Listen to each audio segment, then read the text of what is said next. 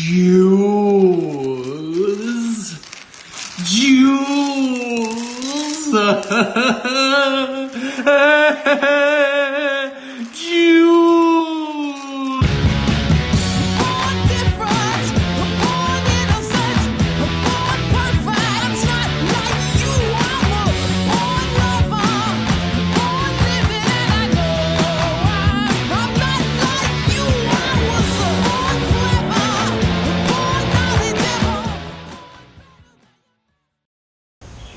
The market has spoken, and the market demands Game of Thrones content from video game platforms. With that in mind, we are going to pivot the Jimquisition to focus entirely on Game of Thrones hot takes and how disappointing the finale was.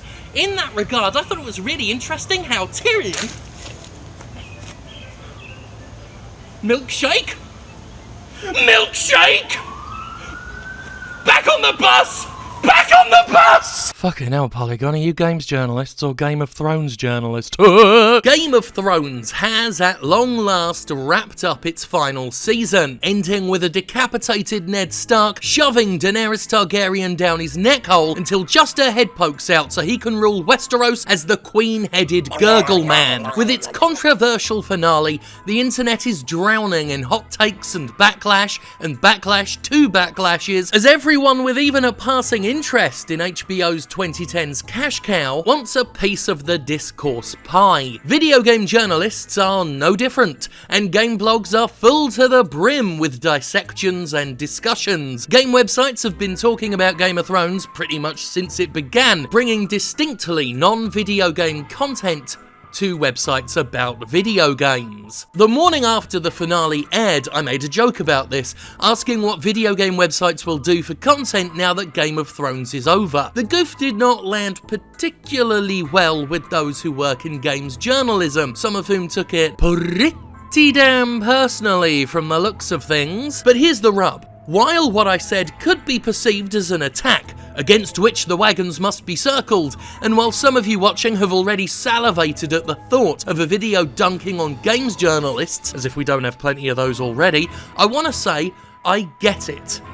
Look, I get it. We are, all of us, ultimately just trying to keep the lights on, right? And few sectors fight harder for the maintenance of their illumination than traditional journalism. The sometimes tenuous link between video games and wider pop culture phenomena has been exploited pretty shamelessly in the past. The first time I took real notice of this was, fittingly enough, almost 10 years ago, and involved the disappointing finale to another culturally phenomenal TV show. Indeed, Kotaku wasted no time in churning out op-eds about the TV event of the 2000s, ABC's Lost. The response to Lost was pretty much the same response we see to Game of Thrones today, with game blogs trying to find any strained connection between Lost and video games, hell, sometimes not even bothering with the connection, and sharing their hot takes on the final episode long before the term hot take was even a thing. In May of 2010, there were no less than 3 articles about Lost on this video game blog, only one of which definitively linked to Lost to video games, and that article was, I shit you not,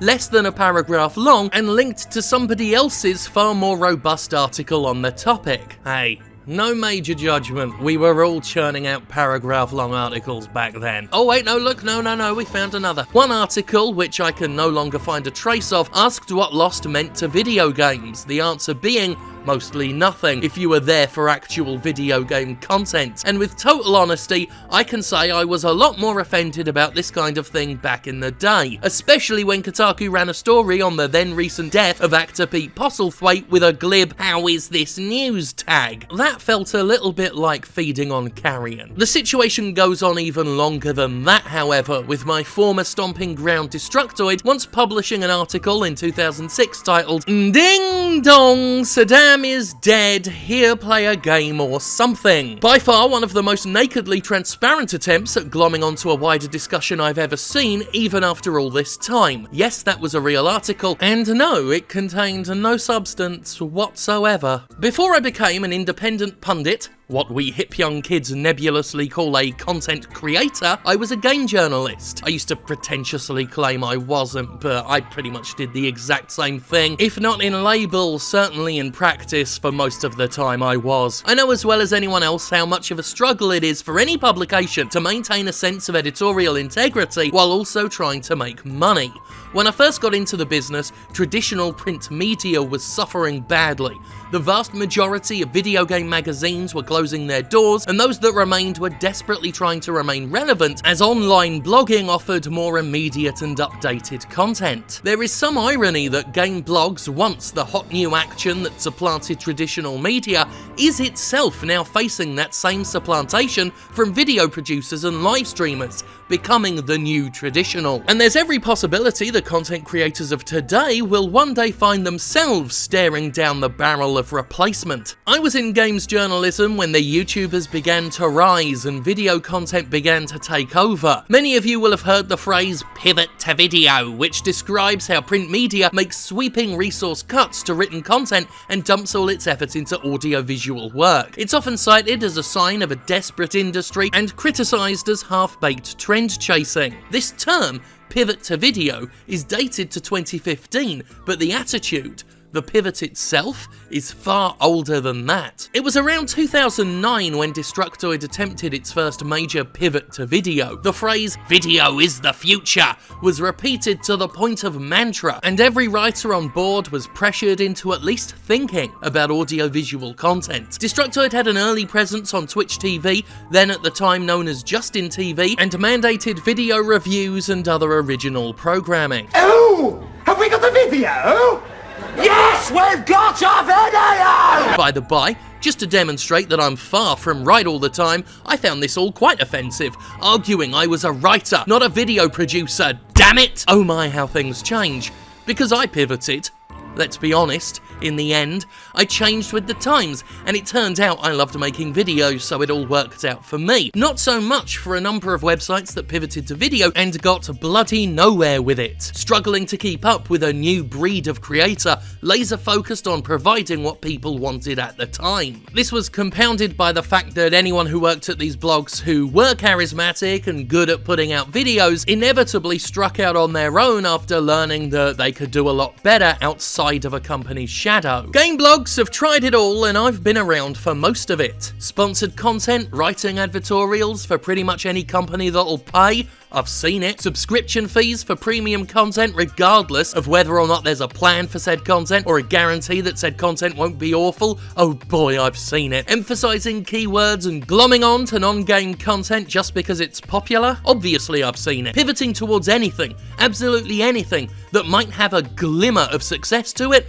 All damn day I've seen it. The jargonistic among those in the tech industry have a name for many of these tactics. They call it link juice. I used to see it called SEO juice, but I see they have something far catchier. But they still call it link juice, which makes me think of a certain Hylian hero just spraying his Lon milk up against a tree. More like Cockarina of slime, am I right? See, now that's game journalism. Ha! I've worked with a number of publications over the years, a number of which went defunct as they struggled to stay relevant in the modern world, and the story is always the same. They will try anything to keep their audience, and in many ways I respect that. We're all hustling and we're all sharing a struggle for eyes on the page, fighting tooth and nail to stay in the game. Well, that attitude has kept many of them playing. Search engine optimization is the biggest way blogs keep fighting, since traffic is everything, and SEO is the practice of ensuring as much traffic as possible by exploiting search engine algorithms. At its most basic, a game blog may use SEO to see what people are searching for and then provide exactly that. So, Game of Thrones is naturally one of the most googled aspects of modern pop culture, and therefore game blogs will want to talk about it. It's pretty simple really, you don't need to be a tech wizard or a lifelong industry analyst to work it out. Game of Thrones is relevant, so if you talk about it, you are relevant as well. In a way, it's a sort of professional version of FOMO, fear of missing out. You want to be part of the conversation because if you're not, no one's listening to you. Now this issue is so much older than game blogs. I will now ask a question that many Gen Xers and early millennials like myself will be intimately familiar with. Some of you may have already guessed exactly what this question is, so here we go. Here's the question. Remember when MTV used to play music?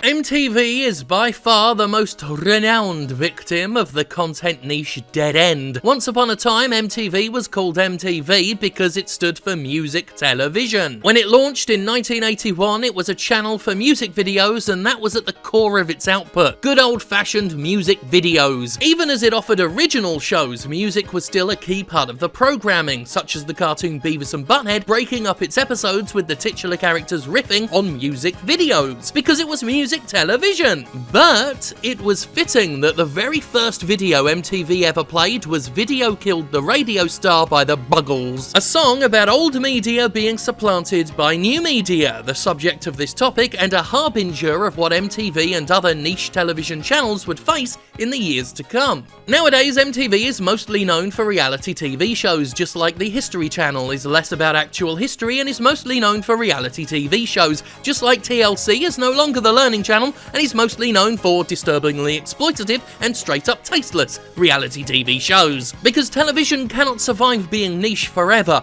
In the 90s, for a time, cable was an exotic land of diversity where you could indeed have an entire TV station dedicated to learning about history or watching music videos. But as entertainment grew ever bigger and audiences spread more thinly, as new media encroached online to threaten their dominance, TV stations had to jump on whatever was popular at any given time. This is why every goddamn channel had a show about antiques or pawn shops or whatever else involved old crap being sold for a profit, because that was popular in the 2000s. It had link juice, so why not jump on it? The 2010s saw a lot of them hop on board reality shows, and I can only guess a lot of them want their own medieval-themed dramas nowadays, but I don't watch cable anymore. They drove me away because these channels, in a bid to diversify their output, ended up making television as a whole more generic. TV station names became legacy names, no longer descriptive of their content, but those channels have survived as a result, even if it cost them their very identity. To their credit, however, some of the blogs more notorious for their link juice squeeze-ins also produce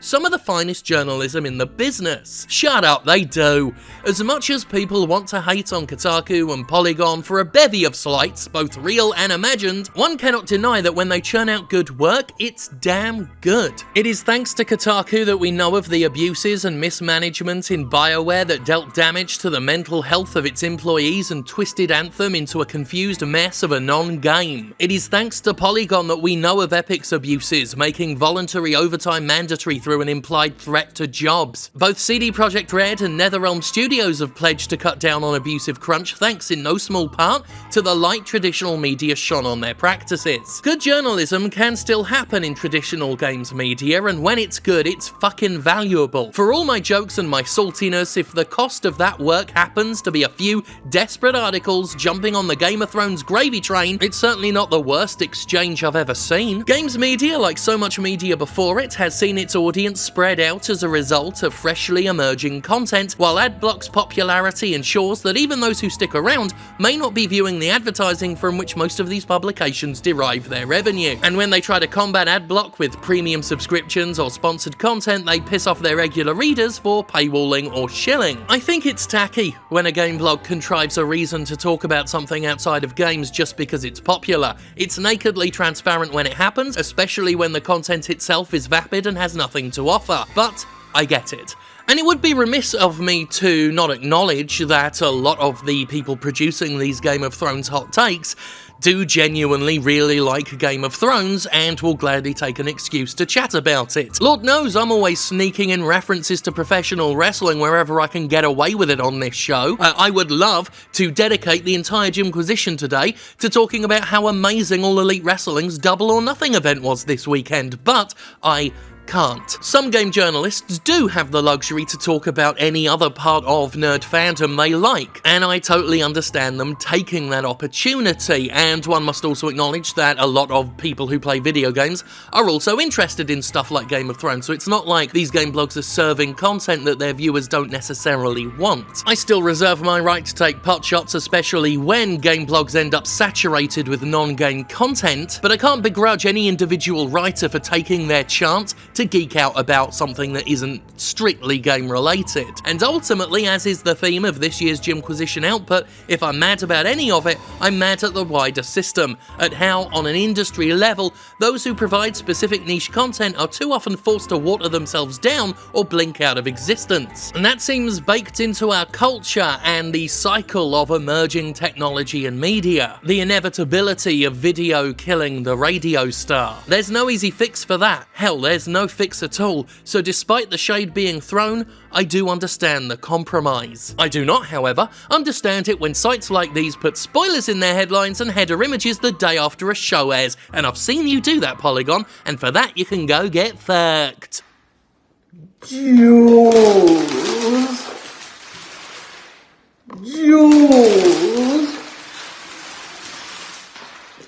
Sweet Jules. Interestingly enough, YouTube as a media platform has the opposite problem, where too much diversity of content could severely impact your channel in a negative way.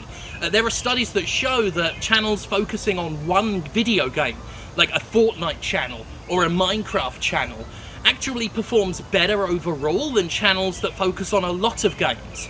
There is a lot of anecdotal evidence to support all this as well. I can provide my own. I try and do unique, interesting things, and people don't bloody watch them. I've talked before about positive videos, how people don't watch those as much as the negative ones. The shittiest Game of the Year awards I do always perform almost exactly twice as better, twice as good as the positive one, as the Jimquisition awards. So I don't know what to tell. I don't know what point I'm making there. Just that I guess media is a game of extremes.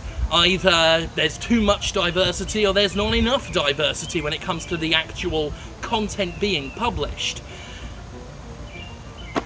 I don't have an answer. No, I genuinely don't. Thank God for me, I guess, but for what? For what? Anyway, I thought it was really interesting how Tyrion...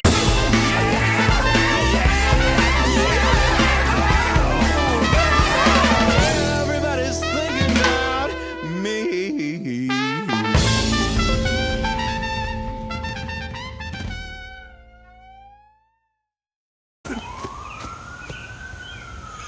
The sirens were perfect! That was the most perfect timing.